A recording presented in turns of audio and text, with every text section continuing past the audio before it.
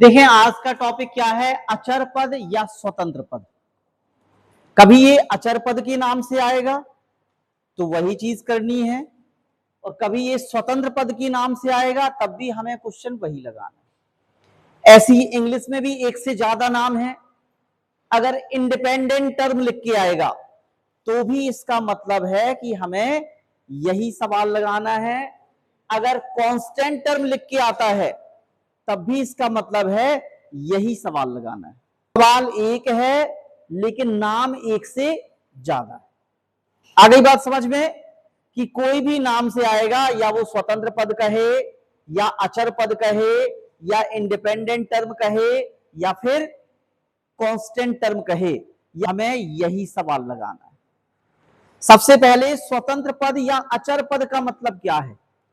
तो हम कोई भी बाइनोमियल जब एक्सपेंड करते हैं, विस्तार करते हैं, तो उसमें कई पद आते हैं।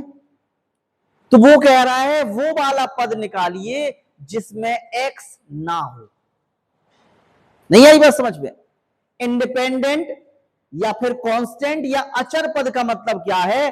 अचर, जिसमें चर ना हो। और चर क्या होता है? X Y Z. तो हमें ऐसा टर्म चाहिए है जिसमें एक्स वाला पद ना हो, यानी सिर्फ नंबर हो, कांस्टेंट हो।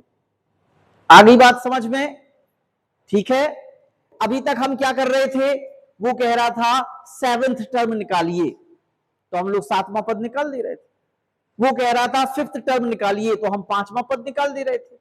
फिर दोबारा बात हो रही थी कि मिडिल टर्म की, तो हम खुद से पता करते थे कि मिडिल टर्म कौन सा है। तो जैसे आंसर आता था कि चौथा है, सातवां है, पांचवां है, छठवां है, तो हम लोग खुद से पता करके फिर वो वाला टर्म निकाल दे रहे थे। अब क्वेश्चन आया है कि हमें अचर पद निकालिए, यानी एक्स ना हो ऐसा पद निकालिए। ठीक है, तो जैसे मान लो एक क्वेश्चन ले लेते हैं अपन। तो जैसे एक क्वेश्चन दिया है एक्स स्क्वायर प्लस 1/x की पावर 6, कह रहा है इसके विस्तार में हमें अचर पद ज्ञात करना है। अचर पद का मतलब ऐसा पद जिसमें एक्स ना हो। तो ऐसे क्वेश्चनों में पहली लाइन सेम रहेगी, हर क्वेश्चन में यही लाइन लिख देना है। हमें लिखना है माना वह पद PR+1 है।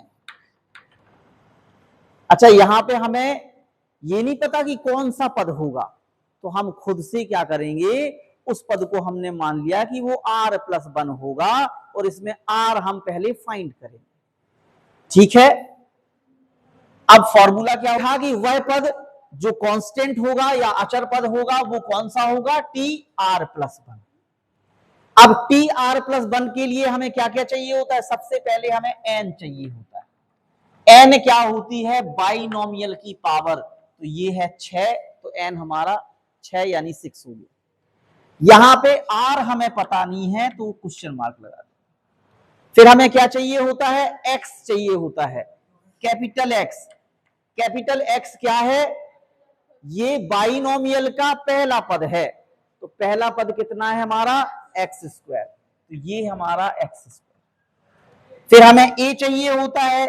a क्या होता है? बाइनोमियल का द्वितीय पद, दूसरा कितना है? 1/x। तो ये हमारा 1/x हो जाएगा। अब हम क्वेश्चन लगाना स्टार्ट करेंगे। तो फॉर्मूला सबसे पहले लिखेंगे, TR+1 होता है NCR x की पावर n-r। इस पे आप चाहें तो ब्रैकेट भी लगा सकते हैं, और फिर a की पावर r। ये हमारा फॉर्मूला। सारी चीजें जो जो हमें पता है वो हम इसमें पुट कर देंगे। ये हमारा TR+1 ही रहेगा। n हमारे पास कितना है? 6, तो ये 6CR हो जाएगा। x हमारा कितना है? x स्क्वायर है, तो ये x स्क्वायर की पावर हो जाएगी 6-r। a हमारा क्या है? 1/x, तो यहां 1/x की पावर हो जाएगी r। अब हमें क्या करना है? x वाले जो नंबर हैं वो अलग कर लेने हैं, बाकी सारे नंबर अलग कर लेने। ठीक है। क्योंकि इस पूरे क्वेश्चन में हमें और कुछ नहीं पता है, हमें ये पता है कि ये जो भी आंसर आएगा इसमें x नहीं होगा, नहीं होने का मतलब x की पावर 0 लगी होगी। क्या लगी होगी? जी। बट हमें यहां पे क्या करना है, x वाले जो टर्म हैं, x वाले जो नंबर हैं उन्हें अलग कर लेना है और उनके साथ जो दूसरे नंबर लिखे हैं उन्हें अलग कर लेना। तो यहां 6CR अभी ज्यों का त्यों रहेगा, जैसा लिखा है वैसे ही लिखा रहेगा। यहां x के पावर कितनी है, 2 लगी है और पावर के ऊपर भी पावर लगी है। हमने पहले भी बताया है जब पावर के ऊपर पावर लगी होती है तो पावरों का गुणा हो जाता है, और 2 का जब गुणा होगा तो 6 में भी होगा और r में भी होगा। बहुत बच्चे सिर्फ 6 में करते हैं, r में नहीं करते हैं, जबकि ये टोटल पूरी इकट्ठी पावर है, पूरी एक पावर है वो, तो ये 2 का गुणा दोनों के साथ होगा। तो x की पावर कितनी हो जाएगी, 6 दूनी 12 माइनस 2r। यहां 1 के ऊपर चाहे जितनी पावर लगाओ उससे फर्क नहीं पड़ता, तो हम इसको 1 ही रखेंगे, और x के ऊपर r पावर रहेगी तो ये लगा देंगे। जब ऊपर नीचे सेम नंबर लिखे हों तो इनकी पावरें क्या हो जाती हैं, घट जाती हैं। अगर ऊपर ऊपर होते तो जुड़ जाती, गुणे में पावरें जुड़ती हैं और भाग में पावरें क्या होती हैं, घटती हैं। तो ये ऊपर नीचे लिखे हैं तो ये भाग में हैं, तो इनकी पावरें क्या होंगी, घटेंगी। तो आपका ये 6CR ज्यों का त्यों, x की पावर 12 माइनस 2r पहले से है, इसमें से ये पावर घटाएंगे तो माइनस की r हो जाएगी।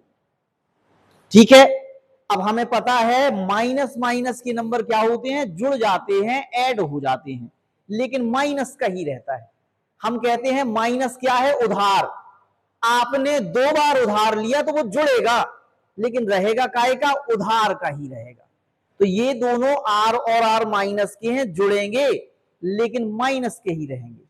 तो आपका क्या हो जाएगा, 6CR ज्यों का त्यों, x की पावर 12 माइनस 2r और 1r हो जाएगा 3r। ठीक है, इतना समझ में आया। अब हमने माना था कि ये कौन सा पद है, ये अचर पद है, और हम जानते हैं कि अचर पद में x की पावर कितनी होती है, 0, यानी ये पावर 0 होनी चाहिए, क्योंकि हम जानते हैं, हमने कहा था ये वही पद है, यहां लिखा ना, हमने माना वह पद TR+1 है। कौन सा, जो उसने पूछा है, अचर पद TR+1 है, तो ये TR+1 निकला, तो इसे अचर होना चाहिए। अब अचर का मीन्स क्या होता है कि x की पावर 0 होती है। तो यहां पे हम क्या करेंगे, चूंकि यह पद कौन सा है, अचर पद है, अतः x की पावर 12 माइनस 3r है, ये x की पावर 0 के बराबर होगा। ठीक है ना, क्योंकि अचर पद में x की पावर 0 होती है, तो इसे 0 के बराबर होना चाहिए। अब ये पावर 0 कैसे हो सकती है, तो हम इसे बराबर कर देते हैं, r का मान निकालते हैं, 12 को भेजेंगे उस तरफ, तो माइनस 3r बराबर माइनस का 12, माइनस से माइनस कट गया, r बराबर 12/3, 3 चौको 12। तो कहने का मतलब है अगर r को 4 रखते हैं तो ये अचर पद बन जाएगा। रख के देखो, यहां हमने 4 रखा, 4 × 3 = 12, और 12 में से 12 गई 0, तो अगर r की जगह 4 रख दें तो ये अचर पद होगा। तो हमें क्या करना है, यहां r की जगह 4 रख देना है, और यहां वैसे ही 0 हो रहा है तो इसे छोड़ देना है, क्योंकि हम पहले से जानते थे ये तो 0 ही होगा, तो इसे हमें नहीं लिखना है। और अगर लिखते हो और इधर भी रखते हो तो ये 0 हो जाने वाला है, पावर 0 होगी, तो किसी की पावर 0 होती है तो उसका वैल्यू कितना होता है, 1। तो आप चाहो तो रख दो, चाहो तो इसको छोड़ ही दो, तो हम सिर्फ इसमें रखेंगे। तो आपका क्या आएगा, अतः अचर पद क्या है, 6C4, r की जगह 4 रख देंगे तो ये अचर पद होगा। अब इसे सॉल्व कर देंगे, इसे सॉल्व करना आप लोग जानते हो कि नहीं जानते हो।